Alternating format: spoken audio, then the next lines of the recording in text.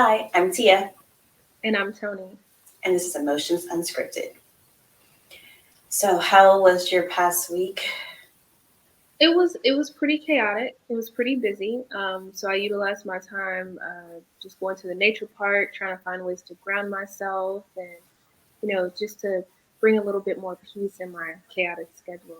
How about you?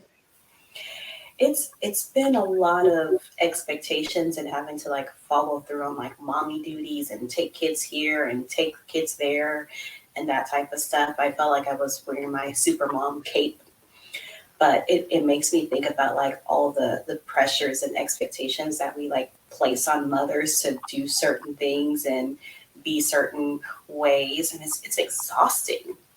But that's why I think I've been dealing with a lot lately is just trying to navigate creating that balance of what's like expected of me and what is in line with what I want or need to be doing. And it kind of reminds me of like different stages in my life. And I think about the first stage when I was around like 28 years old. I call it my midlife crisis. Hopefully it's nowhere near midlife. Hopefully I live a long life, but I called it my first midlife crisis because it's when I started to realize that the power that I had over things in my life and also what I didn't have power over. And we were told to like do all these things, and we can't always do all those things. And it's like all these heavy expectations. And so, like at 28, I started reflecting on my life, and I was like, wait, I was supposed to be married. I was supposed to have 4 kids. I was supposed to have a house and a white picket fence. I was supposed to have all these things. And that was like based on like that programming, what we were told that we were supposed to be doing. And I remember just being really down and really anxious during that time because I didn't have all those things. I had 2 kids and I was living at home with my parents. So no husband, no white picket fence. I think I was wrapping up a degree or I was in another degree. I think that's when I was like in my doctoral degree. Yeah, that would have been my doctoral degree at that point. And so I was just in school, and people were also proud of me because I was in school. And I was like, but school wasn't in the plan. The plan said you get married, you have kids, you stay at home and take care of your kids. That wasn't my plan. That's how things are written out for me. And nothing was like that. And so I had to kind of step back and identify like what are the things that I could control in my life. And so I was like, well, I can get my own house. And so I was working a job, I made enough money, and I was like, okay, that's going to be on my plan because I'm supposed to have a house because that's what you do is you grow up and you buy a house. And I was like, I can control that. And so I put all my attention into like getting a house so that I could make myself believe that I was on the track that I was supposed to be on. And then it was like 10 years later, I had like this, I guess, almost like an awakening where I was like looking at life and I was like, wait a minute, I don't even want any of this stuff. I was like, this house, a house, that's a responsibility, like the maintenance, like the lawns, all that kind of stuff. And then in the end, when you pay that house off, if you don't pay your property taxes, they can come and take that house. Or if you're not cutting your grass and the HOA wants to go against you, they can take your house. I was like, you never even own it. And so why am I putting all this energy into to trying to own these things that I will never even own? And I started thinking about these kids, and I was like, I love my kids, but I was like, I think I was supposed to be the rich auntie. I wasn't supposed to be the mother of 4. Why am I the one with the most kids out of my siblings? And I was the supposed to be the rich auntie, but I didn't know that, and nobody gave me permission to be the rich auntie. And so I just went through life doing what I was supposed to be doing. And then, those late 30s hit, and I was like, I'm not doing any of this crap anymore. And it's like what society was telling me that I should be doing, I was like, I don't want to. They're like, buy another house. I don't want to. I want to rent. You're wasting money. No, I'm not. I'm giving myself the freedom to be able to move whenever I want to move, that I won't be held down to this place. I'm when something breaks, I just call somebody else to fix it, and I don't have to pay for it. I'm giving myself freedoms, and they're like, oh, well, get married. Why? I don't want to share my bed with anybody. I was like, I like having my big king size bed to myself. I like my clothes being able to take up the whole closet. So I have more space in my closet than those married people do because it's all mine. And I was like, I like not being bothered by somebody or having to compromise or having to go through, let me check in with somebody before I do X, Y, and Z. And I started stepping into like, how do I start living my life in the way that I want to live my life, with some of the things that I've already created. Can't get rid of my kids, so let's see how I navigate living my life with my kids. I told my youngest too. I was like, as soon as my oldest boy graduates, so like in 3 years, I was like, we're gonna move to Mexico. And they're like, what? I was like, yeah, we're not going to stay here anymore. We're moving to Mexico or we're moving to South America somewhere. My son was like, can we go to Canada? I was like, it's cold in Canada. But I was like, those are those moments where I can think about, like, okay, I can start living my life. I can start moving around. I can take these little kids with me and they can do some homeschooling or some online schooling or things like that. They don't have to sit in a classroom every single day like society has said that they have to do. And so I'm giving myself permission to kind of open up and do things in a way that doesn't align with what society says I'm supposed to be doing. Some people get it, and some people will look at me like, "You're going to do what with your kids?" I was like, "Yeah, we can. They can learn so much more traveling the world than just sitting here." For sure. It makes me think about, how society really interferes with us becoming our true selves. Like, we don't really get an opportunity to, discover or explore our true selves until we reach those milestones. I know for me was after I graduated with my bachelor's, and I thought between doing the things, volunteering, doing internships, graduating, networking, that I was going to get this magical opportunity, Hmm. and that's not what it was. And I was very disappointed and let down by society's expectations. And I really feel like it should have came with disclaimers because it was like a little mini life midlife crisis for me as well. So I think it's really important to, normalize, figuring out what is best for you, because I never knew the option. I never thought about the option of not having kids. Hmm. Yeah, and that's one of the things I love about giving a lot of my clients permission to do things differently. And I've had many of them say, like, oh, I'm running out of time. I got to have kids. And I was like, do you want kids? And they're like, what? I was like, do you want kids? And they like sit back and they're like, wait, I have a choice to not have kids. And I was like, yeah, you don't have to have, you know, little people following you around for the rest of your life. You're allowed to like choose to have friends and dogs and cats or things like that. You don't have to have a child in order to kind of be complete or fulfill whatever your destiny is for yourself. But I was thinking about like what you were saying, that you went through school and you expected these things. I was like, we were lied to. And I think at some point that may have been the path. It's like, oh, you go to elementary school, you go to high school, you graduate, you go to college, you get a job, you work that job and you retire at 50. I think that that was the reality for some people back in the day. But now it's like, that's not the reality of life, but they're still pushing that same agenda of this is what you do.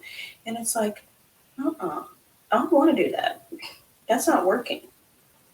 Yeah, and I love that you highlighted that we have the right to choose, but I don't think that is normalized. I don't think a lot of us were taught that we have a right to choose. And I know with my kids, I'm always putting that in their head when they're watching YouTube and they see a mom and dad and kids. And I'm like, you don't have to have kids. You can have kids. You don't have to have kids. You can get married. You don't have to get married. You can travel.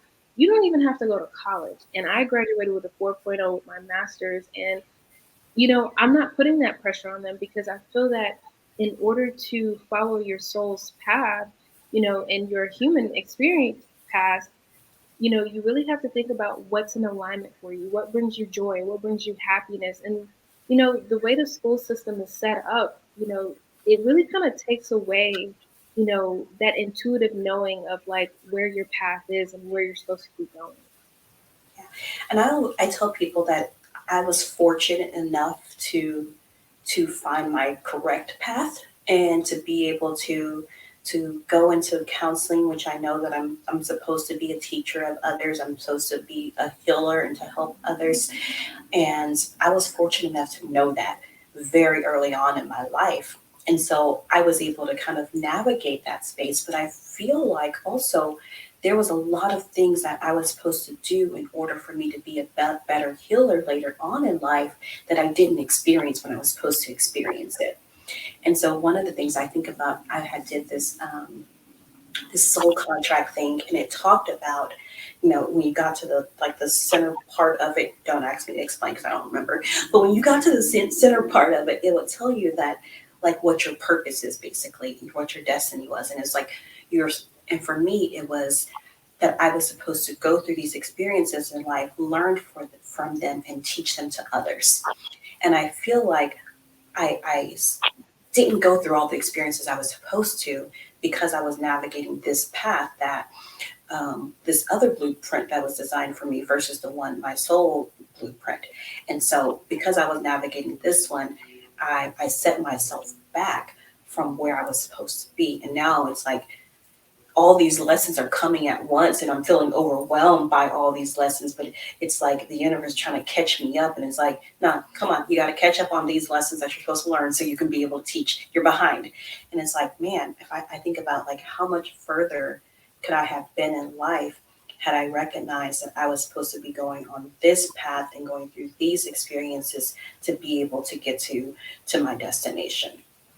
And I think, most of life is us trying to find balance between our soul blueprint and our human experience blueprint. And I think once you're able to kind of look at it like that and realize like you don't have all the answers, you don't know how everything is going to unfold. And, there was a period of time where I kind of resented school and the system. And I feel like it failed me. It didn't set an ideal expectation. And once I was able to kind of work through that, I noticed that, when I had those little sales jobs, when I had those accounting positions, all of those positions, all of those experiences added to me now. And it brought me into this present moment to where I can appreciate the things that I've gone through. That way it wasn't in vain. And I was still on my path, even though I felt like I wasn't on my path. Yeah.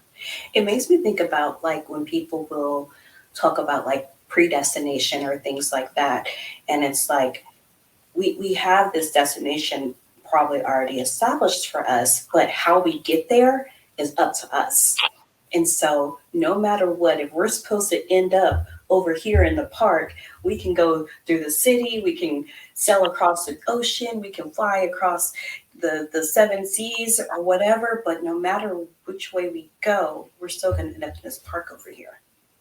And so it's like, I always say, can you give me the easiest path, the path of least resistance? Just tell me how to get there. Stop trying to make me figure out, do I need to take the plane or the boat or I need to hop on a bicycle or whatever? But of course, that's all part of those experiences that I was supposed to learn in order to help heal other people. For sure. And I think if people looked at it as the soul's journey, being aware that we do have a soul and we continue to go on and we've been here many lifetimes, it's like with the soul journey, they don't give us a manual, they don't give us any type of instructions. We have to utilize our intuition and the feeling of it. So, like I said, even when you feel like you're not on your path, you're always on your path. It's like you said, it's your choice on how you get there. Are you going to take the path of least resistance? Are you going to take the path with the cliffs? And, there's lessons in every experience. And I think that no lessons are in vain if you're able to learn from them or get something like helpful from them. When you had said like, oh, there's no manual, I was sitting over here, but I want a manual. Give me my manual. Just tell me how to do it. But then at the same time, when you said like, but the universe wants us to connect to our intuitions, it makes me think about the things that we have lost as humans. When we have lost that ability to connect to our intuitions and our gifts because we've been reading these manuals. We keep going through to the manual and having the manual tell us how we're supposed to be living our lives instead of tuning in with ourselves. And sometimes that manual is our education system. Sometimes that manual is our parents. Sometimes that manual is like the Bible. All these things are these manuals that we're trying to follow versus being able to kind of just sit with ourselves and figure out like what path that we're supposed to be on, what we're supposed to be doing. And I think that that's a great analogy. I never thought about, programming with your subconscious mind as a manual, but we have been kind of groomed and programmed that in life there is a process. That's why with being an entrepreneur or owning your own business, there's there's so much risk, there's so much unknown, there's so much failure, but that's what you perceive. So I think it's like one of those things with life, there is no manual, but you kind of get to construct it as you go along. But I think that that can be intimidating for a lot of people, not knowing the next answers to the Hmm. next step. Yeah. I remember telling somebody before because they were talking about like becoming a doctor versus like starting their own business. And I was like, oh, becoming a doctor is the easy path. They were like, what? I was like, it's the easy path.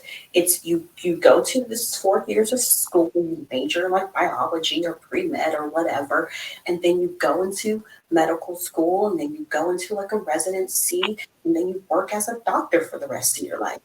I was like, it's mapped out perfectly how you're supposed to do it. But that other side, becoming an entrepreneur, that's go figure it out.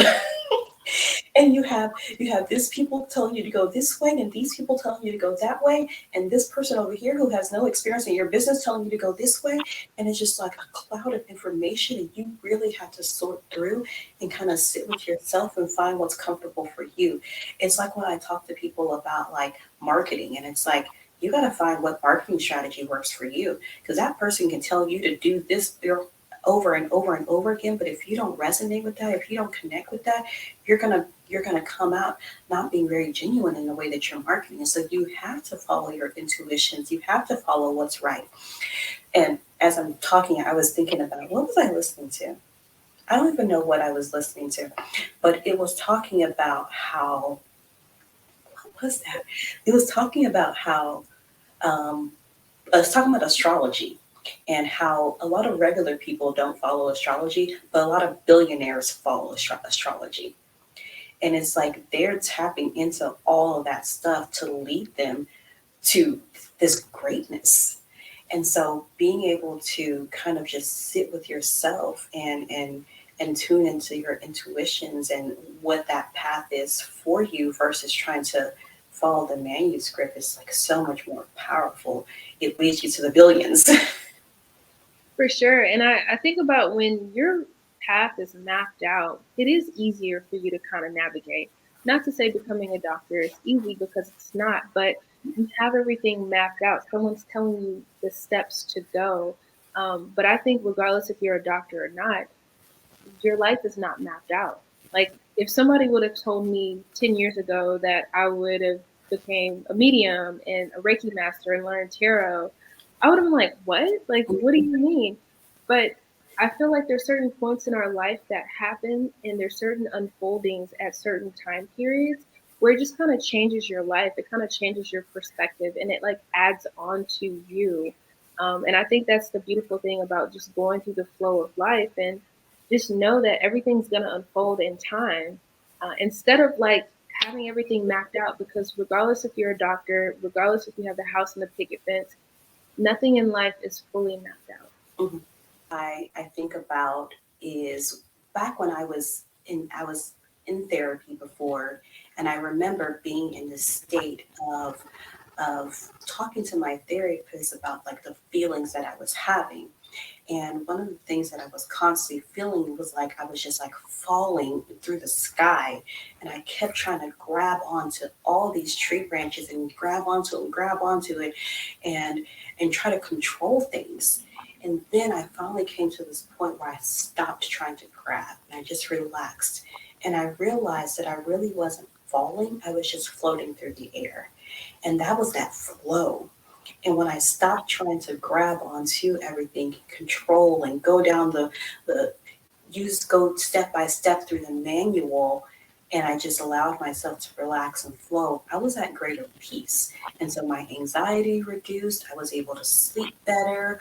All of that is because I wasn't trying to force myself through this manual to do things this way. I just whatever will be kind of motto that I took on. And I love that because Once you're able to tap into that flow, you know what it feels like if you know what the flow is and everything is in alignment, doors are opening up, like every light is green, like it just kind of flows. The thing is, flow is not always permanent. You're going to go through times in life where it doesn't feel like a flow, you're kind of realigning. And I just want to, add that when you're not in the flow, you're still on the flow. It just doesn't feel like it. And maybe that's your time to kind of take your foot off the brake, like you said, and don't grab the tree branches and kind of float instead of flow. So I think you're going from flowing to floating. But I think sometimes when people find that flow, they want to hold on to it so much. Mhm. But that's the thing about life. There is no ultimate 100% flow all the time. It reminds me, I have been seeing like these videos and people were talking about how they would like be like in a bad place in their lives and they would like pray to God to kind of just give them some peace and then they would lose their job. And they were like, what is this? What is this? And then next thing you know, after they've lost their job, weeks later, months later, they're able to secure their dream job or they end up being in the being where they needed to be able to talk to this recruiter or this person who knew this person to get them their dream job, but they wouldn't have been there had they been working that same 9 to 5. And so, what had felt like another setback was actually that what you were saying was that realignment. It's like, we got to knock this out in order to be able to align you over here where you're supposed to be. Because there are certain parts of times or certain seasons where things are uncomfortable. You're learning something new or you're transitioning, going from this to that.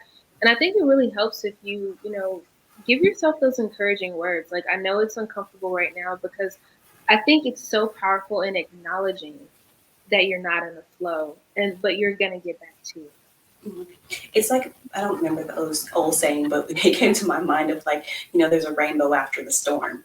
And then so like we have to have that storm and that cloudiness and that rain in order to have this beautiful rainbow afterwards too. Because a lot of times with resistance or change or conflict, it creates this space for you to grow, to have a different perspective, to work through things. Because if we go through life and everything is very zen and chill, we won't have that resistance to create that change. So whenever you're going through like a big change or a challenge in your life, envision it like a spark. Like, this is the spark that's going to get me from point A to B because everything is temporary. Yeah.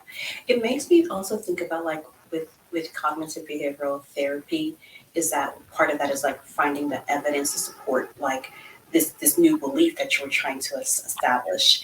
And so we have to kind of go through these hard periods and get over them and survive them to be able to kind of program in our brain that we can do these things and that we're not a failure or that we are enough or things like that. And if we never go through anything, we don't have the opportunities to build that evidence to be able to reprogram our brains. And in order for us to be able to kind of really like manifest, we have to believe it in our core. And the way that we believe it in our core is by establishing that evidence that it's true. And if we don't have any evidence to back it up that it's true, it's going to be really hard to convince ourselves at the core level that it's true or that it's possible of happening. For sure. And one exercise that I work with my clients is I'll ask them to go back in the past and look at challenging times where things worked out better than they expected, or certain achievements that they can look at that they overcame and they were resilient. And I like to refer to those as like pockets of positivity. It's like go back and utilize the past and kind of siphon some of that energy in the present moment where you are feeling discouraged or a lot of change is like really overwhelming you, and that can kind of give you a little bit of gas, kind of like giving you gas for your faith, so you're able to push through and move to that next step. Yeah.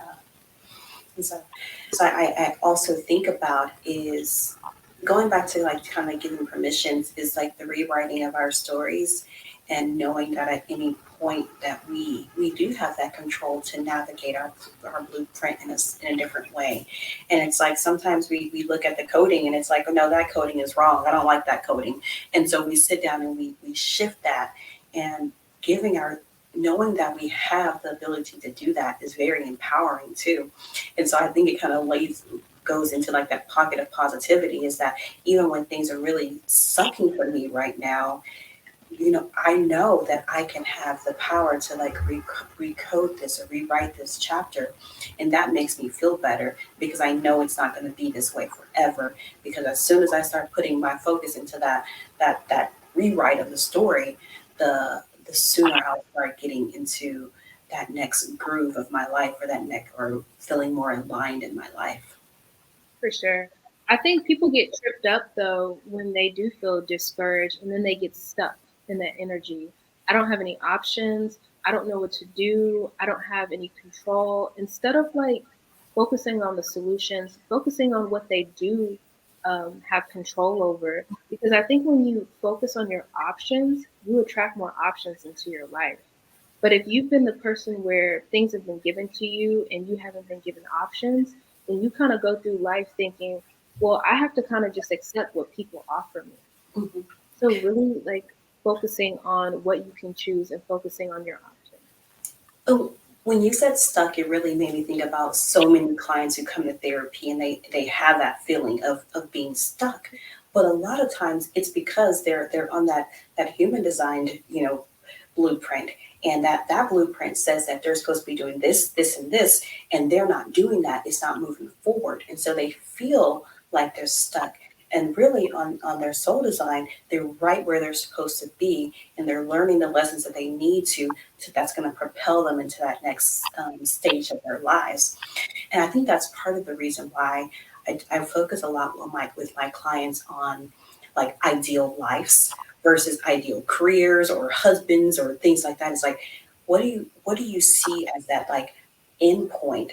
And whatever that end point is, we can get there on so many different roads.